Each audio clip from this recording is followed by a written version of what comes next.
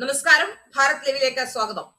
പ്രശാന്തേ, നമസ്കാരം. കഴിഞ്ഞ കഴിഞ്ഞ ദിവസം മുഖ്യമന്ത്രിക്ക് കേന്ദ്ര സർക്കാർ ഒരു കത്തയച്ചു എന്നതിന്റെ പേരിൽ രാജ്യത്തെ ഫെഡറൽ സംവിധാനങ്ങളെ തകർക്കാൻ ശ്രമിക്കുന്നു എന്ന് പറഞ്ഞുകൊണ്ട് പിണറായി വിജയൻ വലിയ അംഗമാണ് നടത്തിയത്. ഏതായാലും പ്രതിപക്ഷ നേതാവ് ഇത്തരമൊരു അംഗം നടത്തുമ്പോൾ അതിന്റെ യഥാർത്ഥ കാരണങ്ങൾ എന്താണെന്ന് അന്വേഷിക്കാതെയാണ് നടത്തിയതെന്നാണ് ഇപ്പോൾ പുറത്തുവരുന്ന വാർത്തകൾ. എന്തൊക്കെയാണ് അതിന്റെ വിശദാംശങ്ങൾ? മറ്റൊന്നുമല്ല ശ്രീലേ, നമ്മുടെ ഗവർണർ ശ്രീ രാജേന്ദ്ര ആർലേക്കർ ഒരു യോഗം വിളിച്ചു. ആ യോഗത്തിൽ സംസ്ഥാന സർക്കാരിന് കീഴിൽ പ്രവർത്തിക്കുന്ന ഉദ്യോഗസ്ഥർ പങ്കെടുത്തു എന്ന് പറഞ്ഞാണ് പിണറായി വിജയൻ ചന്ദ്രഹാസം ആയിട്ട് ഇറങ്ങിയത്. അതായത് കാള പെറ്റു എന്ന് കേട്ടാൽ ഉടനെ കയറെടുക്കുക. അതാണ് നമ്മുടെ പ്രതിപക്ഷ നേതാവ് മുൻപിൻ ചിന്തയില്ലാതെ ചെയ്തത് എന്ന് വേണം കരുതാൻ. പക്ഷേ ചെയ്തത് പിണറായി വിജയൻ ആയതുകൊണ്ട് പറയാൻ കഴിയില്ല. കാരണം മകളും കുടുംബവും ഒക്കെ ഇഡിയുടെ റഡാറിൽപ്പെട്ട് നിൽക്കുകയാണ്. അപ്പോൾ ഈ വിഷയങ്ങൾ കേന്ദ്ര സർക്കാരുമായിട്ട് നേരിട്ടൊരു ഏറ്റുമുട്ടലിന് ഞാൻ തയ്യാർ എന്ന മട്ടിൽ ഈ വിഷയങ്ങൾ അങ്ങനെ വക്രീകരിക്കാനുള്ള ഒരു ശ്രമവും ആകാം. ഇവിടെ സംഭവിച്ചത് നമ്മുടെ ഗവർണർ അങ്ങനെ തന്നെയാണ്. PMCയുമായി ബന്ധപ്പെട്ട വിഷയത്തിലും അദ്ദേഹം അങ്ങനെ തന്നെയാണ് നിലപാടെടുക്കുന്നതെന്നാണ് ഞാൻ മനസ്സിലാക്കുന്നത്. അതെ, തീർച്ചയായിട്ടും. അല്ലെ, ഇപ്പോ പ്രതിപക്ഷത്ത് വരുമ്പോ പിണറായി വിജയൻ അടക്കമുള്ള കമ്മ്യൂണിസ്റ്റുകാരുടെ സ്വഭാവം മാറും. അവർ ഭരണത്തിൽ, അതായത് അധികാരത്തിന്റെ കസേരയിൽ ഇരിക്കുമ്പോ പറയുന്നതല്ല അവർ പ്രതിപക്ഷത്ത് വരുമ്പോൾ. തെരഞ്ഞെടുപ്പിൽ തോറ്റു കഴിഞ്ഞാൽ തന്നെ അവർ പറയുന്നത് അറിയാമല്ലോ, തോറ്റത് ജനങ്ങളാണ്, പാർട്ടിയല്ല എന്നാണ് അവർ പറയുന്നത്. പറഞ്ഞ് ഇന്ന് രാജ്യസഭയിലേക്ക് ഒരു MP വിടാൻ തക്കവണ്ണം ശേഷിയില്ലാത്ത ഒരു മുന്നണിയായി, പാർട്ടി മാത്രമല്ല ഒരു മുന്നണിയായി ഇടതുപക്ഷം അതപ്പതിച്ചിരിക്കുന്നു എന്ന്. അതെ, സത്യത്തിൽ ജനങ്ങളാണോ തോറ്റത് അതോ ജനങ്ങൾ തോൽപ്പിക്കുകയാണോ ചെയ്തത്? ആ ചോദ്യത്തിന് ഉത്തരം നമുക്ക് വലിയ വൈകാതെ ഒരു ഏതാണ്ട് ഒരു പതിറ്റാണ്ടിനുള്ളിൽ തന്നെ നമുക്കത് അറിയാൻ കഴിയും. ബംഗാളിൽ ഇന്ന് എങ്ങനെയാണോ കമ്മ്യൂണിസ്റ്റ് പാർട്ടികൾ അതപ്പതിച്ചിരിക്കുന്നത് അതുപോലെ കേരളത്തിലും സംഭവിക്കും. അതിന് ഒരുപാട് കാലം ഒന്നും കാത്തിരിക്കേണ്ട, നമ്മുടെ കാലയളവിൽ തന്നെ അത് കാണാൻ കഴിയും. എന്തായാലും ഇവിടെ ഈ ഗവർണർ ഫെഡറൽ സംവിധാനത്തെ വെല്ലുവിളിച്ചു എന്നാണ് പറയുന്നത്. എങ്ങനെ വെല്ലുവിളിച്ചു എന്ന് എനിക്ക് മനസ്സിലാകുന്നില്ല. അതായത് ജൂൺ 21 ഇന്റർനാഷണൽ യോഗ ഡേ ആണ്. നമ്മളത് അന്താരാഷ്ട്ര യോഗാ ദിനമെന്നും രാജ്യാന്തര യോഗാ ദിനമെന്നും ഒക്കെ പറഞ്ഞ് ആചരിക്കുന്നതാണ്, ആഘോഷിക്കുന്നതാണ്. അപ്പോൾ എല്ലാ വർഷവും കേന്ദ്ര സർക്കാരിന്റെ ഒരു നിർദ്ദേശമുണ്ട്. അതായത് നമ്മുടെ എല്ലാ വിദ്യാഭ്യാസ സ്ഥാപനങ്ങളിലും യോഗാ ദിനം ആചരിക്കണം, യോഗാ ദിന ആചരണം സംഘടിപ്പിക്കണം. പ്രത്യേകിച്ചും ഉന്നത വിദ്യാഭ്യാസ മേഖലയിൽ, അതുപോലെ ആയുഷ് പോലെയുള്ള ഡിപ്പാർട്ട്മെന്റുകളിൽ. ആയുഷ് ഡിപ്പാർട്ട്മെന്റ് എന്താണെന്ന് എല്ലാവർക്കും അറിയാം. നമ്മുടെ ചികിത്സാ വിഭാഗവുമായി ബന്ധപ്പെട്ട ഒരു വകുപ്പാണത്. അപ്പോൾ ഇവിടെയൊക്കെ ഈ യോഗാ ദിനാചരണം സംഘടിപ്പിക്കണം, ബോധപൂർവം അത് സംഘടിപ്പിക്കണം, അത് പ്രചരിപ്പിക്കണം. കാരണം ആരോഗ്യവുമായി ബന്ധപ്പെട്ട ആരോഗ്യമുള്ള ഒരു തലമുറയെ വാർത്തെടുക്കുക എന്നുള്ളതാണ് നമ്മുടെ ലക്ഷ്യങ്ങളിൽ ഒന്ന്.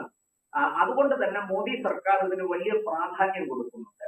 ഇങ്ങനെ ഒരു കത്ത് കിട്ടിയതിന്റെ അടിസ്ഥാനത്തിൽ എല്ലാ വർഷവും, അതായത് നമ്മളെ യോഗാ ദിനം ആചരിക്കാൻ തുടങ്ങിയ, ലോകം മുഴുവനും ആചരിക്കാൻ തുടങ്ങിയ ആ ദിവസം മുതൽ, നരേന്ദ്രമോദി അധികാരത്തിൽ വന്ന 2014 മുതൽ ഇന്ത്യയിൽ നമ്മളത് ആചരിക്കുന്നുണ്ട്. അപ്പോൾ ആ ദിവസം എല്ലാ വർഷവും അതിന് മുന്നോടിയായിട്ട് കേന്ദ്ര സർക്കാർ കത്തയക്കും, ഗവർണർ യോഗം വിളിക്കും. ആ യോഗത്തിൽ സംസ്ഥാന സർക്കാരിന് കീഴിലുള്ള ഉദ്യോഗസ്ഥരെ അല്ല വിളിക്കുന്നത്, ഗവർണർ ചാൻസലർ ആയിരിക്കുന്ന സർവകലാശാലകളിലെ VC-മാരെയാണ് വിളിക്കുന്നത്. അല്ലെങ്കിൽ CC-മാർക്ക് തത്തുല്യമായി നിയോഗിക്കപ്പെട്ടിരിക്കുന്ന ആൾ ആരാണോ ആ ആളിനെ വിളിക്കും. അങ്ങനെ ആയുഷ് ഡിപ്പാർട്ട്മെന്റിന്റെ തലവനെ വിളിക്കും. ഇങ്ങനെയുള്ളവരെ വിളിച്ച് ഈ യോഗാ ദിനം എങ്ങനെ ആചരിക്കണം, കേന്ദ്ര സർക്കാർ എന്തൊക്കെ നിർദ്ദേശങ്ങൾ വെച്ചിട്ടുണ്ട്, മാനദണ്ഡങ്ങൾ എന്തൊക്കെയാണ്, ഇത് ഗവർണർ അവരുമായിട്ട് ചർച്ച ചെയ്യും. അവർക്ക് പറയാനുള്ളത് കേൾക്കും. ഇത് എന്തെങ്കിലും അഭിപ്രായം അല്ലെങ്കിൽ എന്തെങ്കിലും അതിനകത്തൊരു നടപടി വേണം, എന്തെങ്കിലും അതിനകത്തൊരു തടസ്സം വരുന്നു അല്ലെങ്കിൽ ബുദ്ധിമുട്ട് വരുന്നു. ഇപ്പോൾ ഉദാഹരണത്തിന് ഞായറാഴ്ചയാണ് യോഗാ ദിനം വരുന്നതെന്നിരിക്കട്ടെ, അന്ന് അവധി ദിവസമാണ്, പബ്ലിക് ഹോളിഡേ ആണ്. അപ്പൊ അന്ന് ഈ പറഞ്ഞതുപോലെ എല്ലാവരെയും എങ്ങനെ എത്തിക്കും തുടങ്ങിയ കാര്യങ്ങൾ അതൊക്കെ ചർച്ച ചെയ്യേണ്ടതല്ലേ. ഇങ്ങനെ ചർച്ച ചെയ്ത് കാര്യങ്ങൾ തീരുമാനിക്കാനാണ് ഗവർണർ യോഗം വിളിച്ചത്. അതിൽ നമുക്കറിയാമല്ലോ, വൈസ് ചാൻസലർമാർ, ചാൻസലർ ഗവർണറാണ്, സർവകലാശാലയുടെ ചാൻസലർക്ക് കീഴിലാണ് വൈസ് ചാൻസലർമാർ വരുന്നത്. അവിടെ ഈ സംസ്ഥാന സർക്കാർ ഉദ്യോഗസ്ഥരെ യോഗത്തിന് വിളിച്ചു എന്ന് പിണറായി കണ്ടെത്തിയത് ഒരു ചെറിയ കാര്യമൊന്നുമല്ല. വലിയ അദ്ദേഹത്തിനെ പോലുള്ളവർക്ക് മാത്രമേ അതൊക്കെ സാധിക്കുകയുള്ളൂ. ആടിനെ പട്ടിയാക്കുക എന്ന് പറയുന്ന ഒരു പ്രവണതയുണ്ടല്ലോ, അതാണ് ഇവിടെ നടന്നത്. അങ്ങനെ ആ യോഗത്തിൽ കഷ്ടകാലത്തിന് ആ യോഗത്തിൽ ഞാൻ ഗവർണറുടെ ഓഫീസുമായിട്ട് ബന്ധപ്പെട്ടിരുന്നു. അവിടുന്ന് കിട്ടിയ വിവരങ്ങളാണ് ഞാൻ ഈ പറയുന്നത്. ആ യോഗത്തിൽ കാർഷിക സർവകലാശാലയുടെ VC പങ്കെടുത്തു. അദ്ദേഹത്തിന് ഹയർ സെക്കൻഡറി, നമ്മുടെ സംസ്ഥാന സർക്കാരിന് കീഴിൽ വരുന്ന ഹയർ സെക്കൻഡറി വിഭാഗത്തിന്റെ കൂടി ചുമതലയുണ്ട്. ഈ ഒരു കാരണം ചൂണ്ടിക്കാട്ടിയാണ്, അതായത് വിളിച്ചത് കാർഷിക സർവകലാശാലയുടെ വൈസ് ചാൻസലറെയാണ്, അല്ലാതെ ഹയർ സെക്കൻഡറിയുടെ വകുപ്പ് തലവനെ അല്ല വിളിച്ചത്. പക്ഷേ ഈ ഒരു കാര്യം ചൂണ്ടിക്കാട്ടി വലിയ കോലാഹലം ഉണ്ടാക്കുകയാണ് പിണറായി വിജയൻ കേരളത്തിൽ. തലങ്ങും വിലങ്ങും ഫേസ്ബുക്കിൽ എഴുതുന്നു, VD സതീശൻ പഞ്ചപുച്ഛമടക്കി ഗവർണറുടെ മുന്നിൽ മുട്ടിലെഴയുന്നു, കേന്ദ്രത്തിന്റെ കാല് നിർത്തുന്നു എന്നൊക്കെയാണ് ആ തരത്തിൽ, അങ്ങനെയൊക്കെ വരുന്ന രീതിയിലാണ് ആക്ഷേപങ്ങൾ ഉന്നയിക്കുന്നത്. ഒരു പ്രതിപക്ഷ നേതാവിന് ഒട്ടും യോജിക്കാത്ത വിധത്തിൽ. ഒരു കാര്യം കൂടി, ഇവിടെ സംസ്ഥാന സർക്കാർ ഈ വിഷയത്തിൽ ആദ്യം ഒന്നും മിണ്ടിയില്ല. കാരണം എന്താണ് കാര്യമെന്ന് സംസ്ഥാന സർക്കാരിന് അറിയാം. മാത്രമല്ല, ഞാൻ മനസ്സിലാക്കിയിടത്തോളം VD സതീശൻ സർക്കാർ കേന്ദ്രവുമായിട്ട് നേരിട്ടൊരു ഏറ്റുമുട്ടലിനില്ല. അവർക്ക് രാഷ്ട്രീയമായിട്ടൊക്കെ അവർ BJPയെ എതിർക്കും, നരേന്ദ്രമോദിയെ കുറ്റം പറയും, കേന്ദ്ര സർക്കാരിനെതിരായിട്ട് വെടികളൊക്കെ പൊട്ടിക്കും. പക്ഷേ അവർ ആ പരിധി വിട്ട്, അതിര് വിട്ട് കേന്ദ്ര സർക്കാരുമായിട്ട് ഏറ്റുമുട്ടലിനില്ല. അത് നമുക്ക് ഇന്നത്തെ ബജറ്റ് രാഷ്ട്രീയ കാര്യങ്ങളിൽ എതിർപ്പ് നല്ലതാണ്. പക്ഷേ അഡ്മിനിസ്ട്രേറ്റീവ് കാര്യങ്ങളിൽ ഒരിക്കലും, അതായത് സംസ്ഥാനത്തിന് ഗുണകരമാകുന്ന അല്ലെങ്കിൽ അഡ്മിനിസ്ട്രേറ്റീവ് കാര്യങ്ങൾ ഒരിക്കലും അത്തരത്തിൽ ക്ലാഷ് ഉണ്ടാകാതിരിക്കുന്നത് സംസ്ഥാനത്തിന് തന്നെ നല്ലതാണ്. എനിക്ക് തോന്നുന്നു ആ നിലപാടാണ് VD സതീശൻ എനിക്ക് തോന്നുന്നു. വളരെ ശരിയാണ്, ശ്രീല പറഞ്ഞത് വളരെ ശരിയാണ്. അതുകൊണ്ട് തന്നെ ആ തരത്തിൽ ഭരണപരമായ കാര്യങ്ങളിൽ കേന്ദ്രവുമായിട്ട് ഒരു ഏറ്റുമുട്ടലിന് പോകില്ല. കാരണം കേന്ദ്രത്തിന്റെ സഹായം ഉണ്ടെങ്കിൽ മാത്രമേ സംസ്ഥാനത്തിന് ഇനി മുന്നോട്ട് പോകാൻ കഴിയുകയുള്ളൂ. അത് ഇന്നത്തെ ബജറ്റിലൂടെ കഴിയുമ്പോൾ നമുക്ക് വളരെ വ്യക്തമാകും. ബജറ്റിന്റെ മുഴുവൻ വിവരങ്ങളും പുറത്തു വരുമ്പോൾ അത് മലയാളികൾക്ക് അത് മനസ്സിലാകും. VD സതീശൻ എങ്ങനെയെങ്കിലും, അതായത് ഈ സർക്കാർ വലിയ കടക്കണിയിൽ നിൽക്കുന്ന, മുങ്ങി താഴ്ന്നുകൊണ്ടിരിക്കുന്ന കേരളത്തെ രക്ഷിക്കാൻ വേണ്ടിയിട്ടുള്ള കഠിന പരിശ്രമത്തിലാണ്. നമ്മൾ രാഷ്ട്രീയം പറഞ്ഞ് അവരെ അക്കാര്യത്തിൽ ഇകഴ്ത്തി കാണിക്കേണ്ട, താഴ്ത്തിക്കെട്ടേണ്ട കാര്യമില്ല. ഒരു സർക്കാർ പരമാവധി ശ്രമിക്കുമ്പോൾ അതിനെ നമ്മൾ പ്രോത്സാഹിപ്പിക്കുകയാണ് വേണ്ടത്. ഇരിക്കട്ടെ, അതല്ലല്ലോ നമ്മുടെ വിഷയം. അപ്പോൾ സംസ്ഥാന സർക്കാർ ഈ ശല്യം സഹിക്കുക, ഇങ്ങനെ രാവിലെയും ഉച്ചയ്ക്കും വൈകിട്ടും ഒക്കെ പത്രസമ്മേളനം നടത്തി മൈക്ക് കെട്ടിവെച്ച് വിളിക്കുകയാണ്, നിലവിളിക്കുകയാണ്, ഫെഡറൽ സംവിധാനം തകർന്നു, ഫെഡറൽ സംവിധാനം തകർത്തു എന്നൊക്കെ. അപ്പോ അവസാനം ഞാൻ അറിഞ്ഞത്, ഈ പ്രതിപക്ഷ നേതാവ് തന്നെ പറഞ്ഞത്, മുഖ്യമന്ത്രി ചീഫ് സെക്രട്ടറിയോട് ഗവർണറുടെ ഓഫീസിലേക്ക് ഇതിൽ പ്രതിഷേധിച്ചുകൊണ്ട് ഒരു കത്ത് അയക്കാൻ നിർദ്ദേശിച്ചു.